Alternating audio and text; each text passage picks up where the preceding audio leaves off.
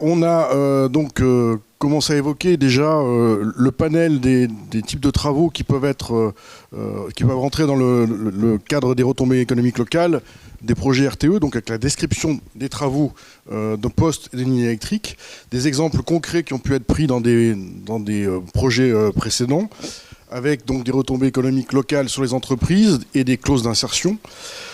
On a eu une discussion assez riche avec la CCI sur le potentiel d'accompagnement, la CCI qui a une expérience en termes de grands projets d'accompagnement de projets récents, qui sont notamment pour Golfech, pour le Center Park, pour Engie, avec près de 2 milliards d'euros que j'ai noté d'investissement potentiel sur le département. Donc une capacité à fédérer les entreprises et à les accompagner.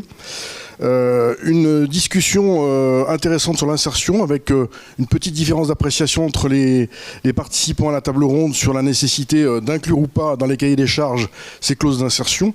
C'est un sujet qu'il faudra que l'on approfondisse. En toute hypothèse, le sujet d'insertion semble un sujet vraiment intéressant et important à intégrer dans les retombées locales.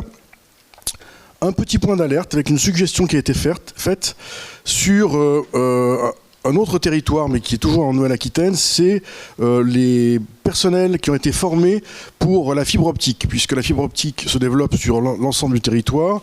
On a évoqué un nombre de plusieurs centaines de personnes qui sont déjà formées et qui, à l'issue de ces chantiers, vont être disponibles. Donc un vivier potentiel pouvant être utilisé. Un sujet de communication aussi, c'est un sujet qui est revenu régulièrement, et ça sera la conclusion, c'est la nécessité d'anticiper l'information auprès des entreprises, donc de pouvoir les informer des projets qui vont arriver, du type d'entreprises qui pourront être utilisées, avec donc l'accompagnement des acteurs du monde économique, et un petit point d'alerte sur la communication qui doit être faite le plus en amont possible, mais aussi pendant la durée du chantier, de façon à ce que les collectivités, les acteurs du territoire soient parfaitement informés et ne pas se limiter à un périmètre simplement institutionnel ou politique, mais viser plutôt les bassins d'emploi, les bassins économiques. Parfait. Merci beaucoup. Et presque sans note en plus. Alors, on va voir maintenant. Merci Marc Beaulieu, donc de RTE. Alors, Emmanuel, c'est parti. Donc maintenant, on va parler de concertation. On a parlé un peu de communication là. La transition est toute faite. Allez. Voilà, donc moi je vais prendre mes notes qui sont sous forme de petits post-it, c'est très joyeux. Voilà, donc on était dans le groupe concertation. Nous avions des représentants en fait des Comcom, en particulier des chargés de mission, de mise en œuvre des TEPOS. Nous avions des porteurs de projets, photovoltaïques, éoliens. Nous avions des représentants de la DDTM, des chargés de mission, donc qui ont travaillé en particulier sur la concertation publique de la LGV Bordeaux-Toulouse. Nous avions donc aussi des universitaires de la chaire RICET sur le domaine de la sociologie et de l'histoire de l'énergie. Nous avions Enedis qui est également là puisque ce sont des collaborateurs pour l'établissement du S3RENR. Et puis nous avons aussi le conseil départemental, donc chargé de mission consommation, et puis une consultante sur l'aménagement du territoire. Donc on a d'abord commencé par présenter un peu rapidement comment on construit une ligne électrique ou un poste électrique, donc le processus classique qui conduit à la réalisation d'un projet, avec donc 3 grandes phases, la concertation, ensuite l'instruction administrative, et puis ensuite la réalisation du chantier. Donc la concertation aujourd'hui pour un projet, ça consiste à rechercher des enjeux environnementaux sur un territoire pour permettre de constituer un projet qui au final respecte au mieux l'environnement et réponde aux besoins initiaux. Alors la problématique qu'on a posée à nos participants d'atelier, c'était de savoir comment élargir notre champ de concertation pour pouvoir toucher davantage de public. Puisque aujourd'hui le constat il est fait par les participants que la concertation classique elle est axée sur beaucoup l'institutionnel. On consulte quand même le public dans le cadre la consultation réglementaire de nos projets, mais on a souvent du mal à toucher le citoyen. Sauf celui qui est directement touché par le futur ouvrage électrique, bien sûr, qui vient s'exprimer. Les moyens aujourd'hui qu'on a de toucher le public, souvent c'est au moyen des registres qu'on dépose dans les mairies lorsqu'on a une mise à disposition de nos dossiers d'instruction. Alors c'est un outil qui n'est pas suffisamment utilisé, hein, on le sait tous. Et puis l'autre support que l'on a, c'est effectivement présenter des cartographies au public, mais ça, pareil, le public n'est pas forcément très sensible à l'analyse cartographique, qui pour lui c'est quelque chose qui est un petit peu difficile parfois à aborder. Donc plein de propositions en fait ont été présentées dans le cadre de l'atelier, et elle visait essentiellement à montrer qu'il était important de privilégier des rencontres physiques avec les gens, et en plus de l'accès évidemment aux outils numériques classiques. Bon, pour les outils numériques, ce qui est paru intéressant, hein, après on passera au physique, mais pour le numérique, ce qui est paru intéressant, c'est de ne pas oublier l'utilisation des réseaux sociaux, qui aujourd'hui ne se limitent plus aux jeunes, mais vraiment touchent de plus en plus de personnes. Et mettre en œuvre des petites vidéos un peu explicatives et pédagogiques. Pour ce qui est des réunions physiques, enfin des rencontres physiques, plusieurs suggestions.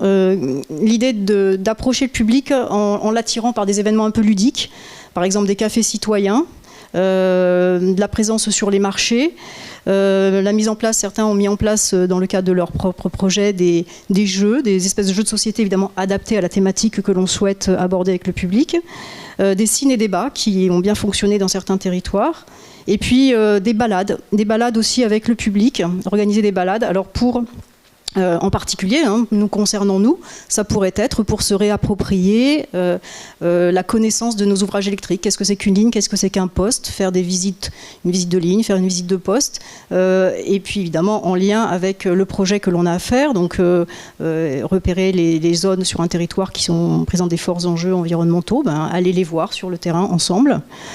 Donc ça, c'est tous les événements qui ont déjà été expérimentés pour certains, sur certains projets.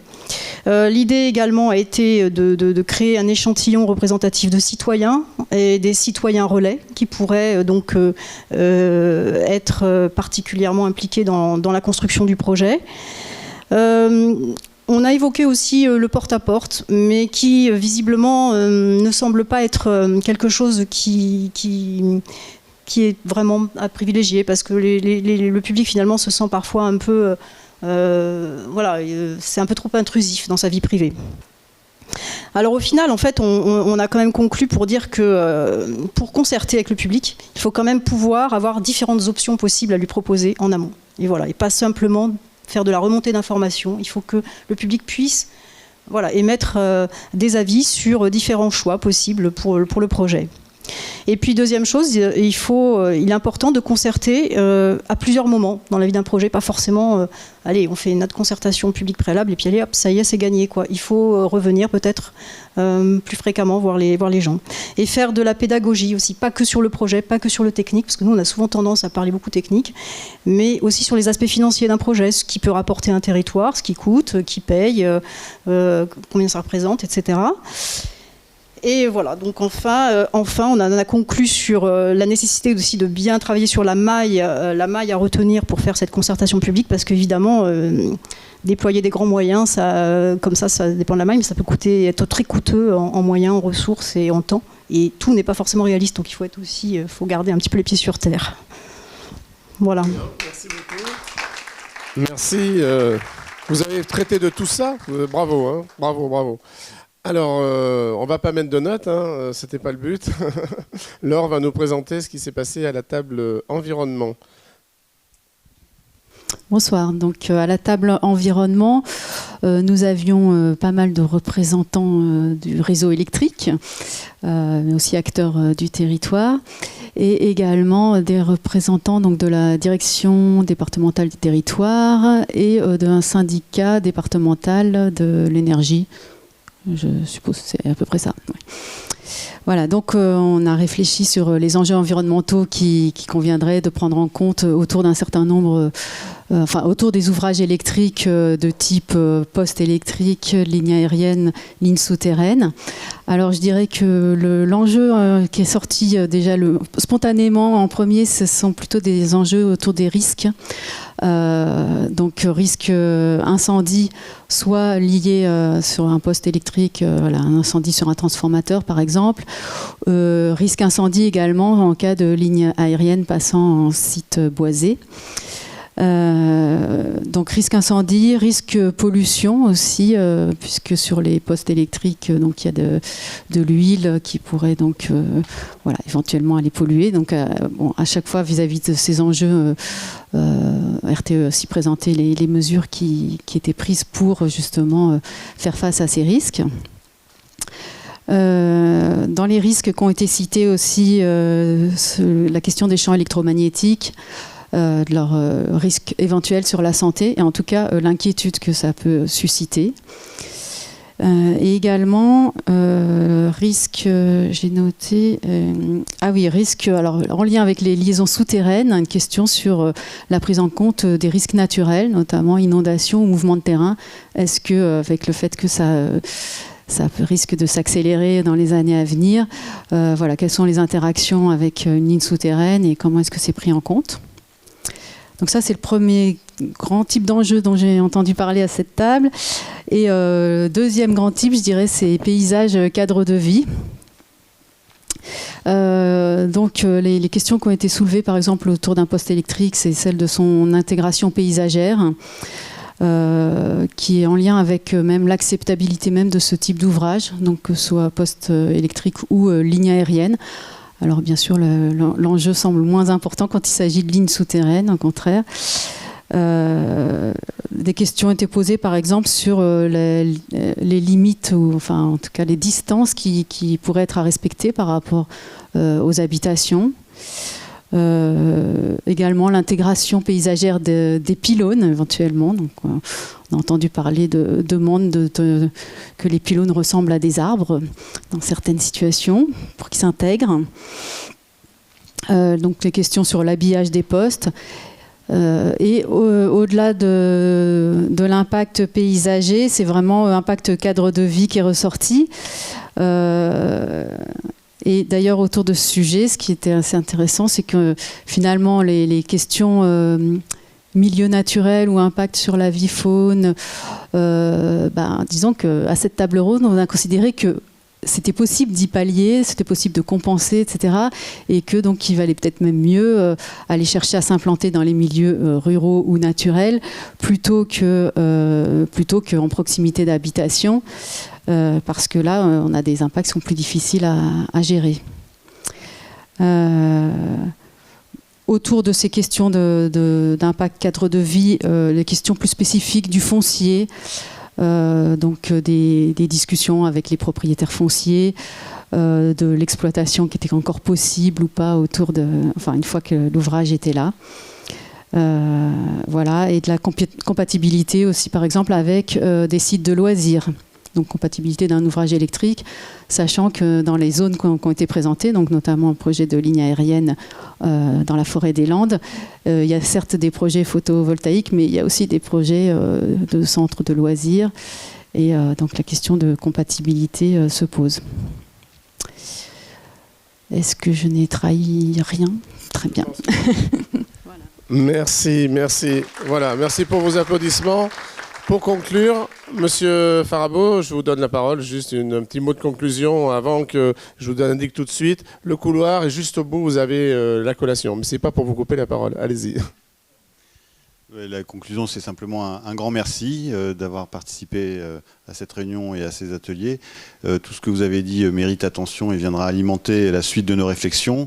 Ce schéma, vous l'avez compris, c'est une enveloppe globale, c'est un début, c'est le début d'une histoire qui va s'inscrire sur une dizaine d'années, où nous allons devoir travailler avec vous et aussi ceux à qui vous en parlerez autour de vous sur la réalisation des projets, en intégrant justement tout ce que vous avez pu dire à ces ateliers et à ce qui a été dit également à d'autres ateliers dans ces réunions de concertation. Donc merci à tous. Effectivement, un petit verre bien mérité et quelques petits gâteaux sont à vous offrir.